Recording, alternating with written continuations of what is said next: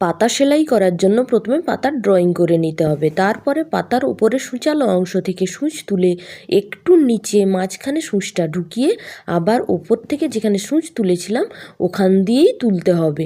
তারপরে আবার মাঝখানে সূচটা ঢুকিয়ে পাতার উপরের দিকে অপর পাশে সূচটা তুলে নিতে হবে। এইভাবে প্রত্যেকবারেই মাঝখান থেকে একবার বাম দিকে আবার মাঝখান থেকে একবার ডান দিকে সূচটা তুলতে হবে। এইভাবে করতে থাকলেই হয়ে যাবে ফিশবোন স্টিচ দিয়ে পাতা সেলাই। এইভাবে যতক্ষণ না পাতাটা ভরাট হচ্ছে, মানে যেই পাতাটা আমরা ড্রয়িং করে রেখেছি সেইটা ভরাট হচ্ছে, ততক্ষণ পর্যন্ত কিন্তু আমাদের মাঝখান থেকে একবার বাম দিকে আবার মাঝখান থেকে একবার ডান দিকে এভাবেই কন্টিনিউয়াসলি সূচটা তুলে সেলাইটা করে যেতে হবে।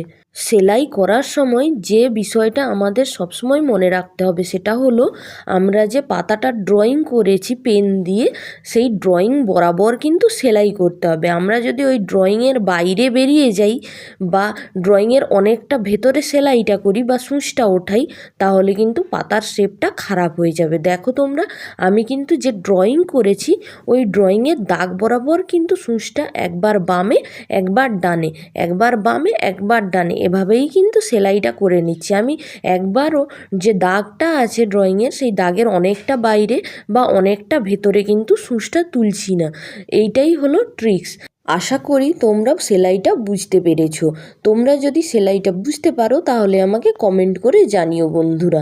তোমরা ভালো ভালো কমেন্ট করলে আমি আবার নতুন ভিডিও নিয়ে আসার অনুপ্রেরণা পাই। আমার অনেক দিদিভাইরা এবং দাদা ভাইরা আছেন যারা এত সুন্দর সুন্দর কমেন্ট করেন যে আমার মনটা ভরে যায়। পাতাটা করা শেষ হয়ে গেলে আমরা সূচটা নিচের দিকে ফুঁড়ে নিচে নিয়ে যাব এবং ভালো করে গিঁট দিয়ে সিকিওর করে নেব, যাতে কিন্তু গিঁটটা না খুলে যায়। গিঁট খুলে গেলে কিন্তু পুরো পাতাটাই খুলে যাবে।